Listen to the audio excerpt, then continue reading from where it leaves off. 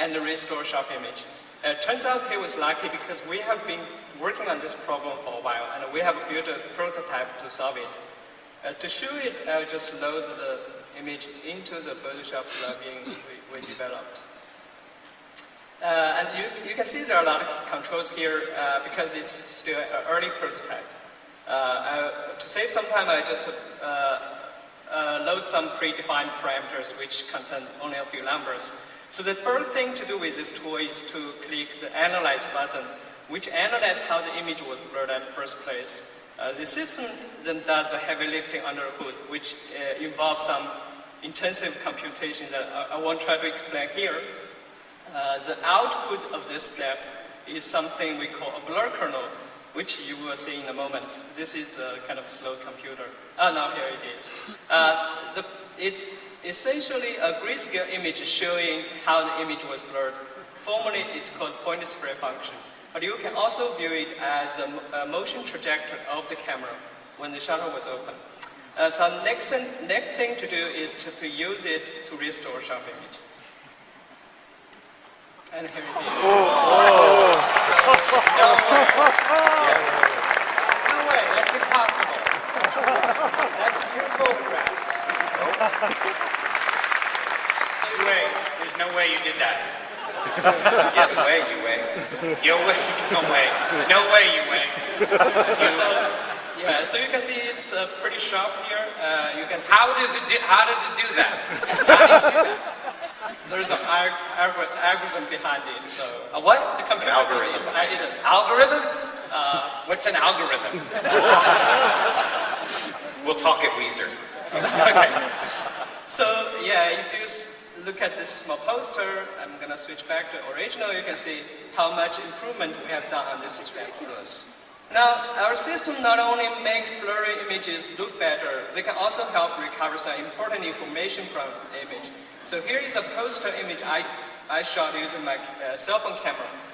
My thought was to record the poster so I can read it at home, but I only found out it's too blurry, so I cannot read anything. So let's see if we can improve this image. Again, I just load the image into the plugin. For now, I just load some pre-select parameters. And because this is a relatively large image, I'm not going to use a whole image for analysis, which will take some time on this computer. So I'm just going to select a local region and ask the system to only analyze using this local region. And this is a spectral case because the image contains text. So we have to tell the system that we're dealing with text regions, so the system knows to apply some special treatment. Now, would this be like in the next version of Photoshop, for real? Remember we said sneaks? What? They may or may not appear in a future version. Right. We don't commit to timing for anything in a sneak, but Right. you can see definitely do the this. kernel here. And And similarly, we can define another preview window, which allows you to preview local results to see if it is good. And here it is. Oh, wow. So you can see, you can read the full number. Who's the boss here? Who's in charge of all this? Oh, it was you. You two guys. You should do this in the next Photoshop. People will really, seriously, I'm just a chump. People will really like this. People will love it. Would I pay for it? No, absolutely not. I don't pay for anything anymore. I'm a minor television celebrity, so I get free shit. All right, just one more comparison before and after. I have one last quick demo. So this is Kevin Lynch, our CTO, at last year's Max. We found this image online. It's a random internet photo. It's bad. So let's see if we can improve it. Because this is a relatively small image, so I'm just gonna, still I needed to load some parameters. Okay, I'm just gonna analyze this image, which should be pretty fast, and restore it. So you can see it's much better. Wow. So this is the image. Thank you very much. Thank you. Wow.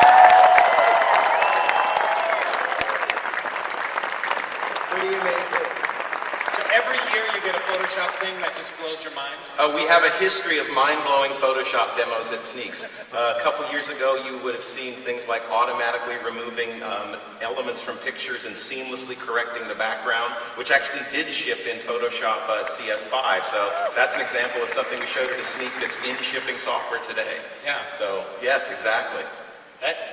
It's incredible. Well, I mean, that brings us sort of the end of what we have here on the Sneak. So before we do anything else, please join me in thanking Rainn Wilson for being a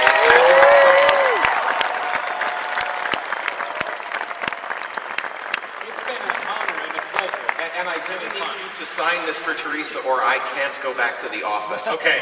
So while Rainn does that, let me just remind everyone that coming up next is the Max Bash.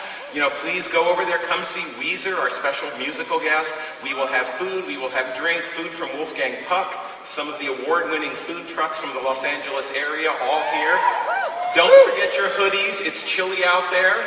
And just once again, let me say thank you for coming to Adobe Max, thank you for Sneaks, and we will see you next year.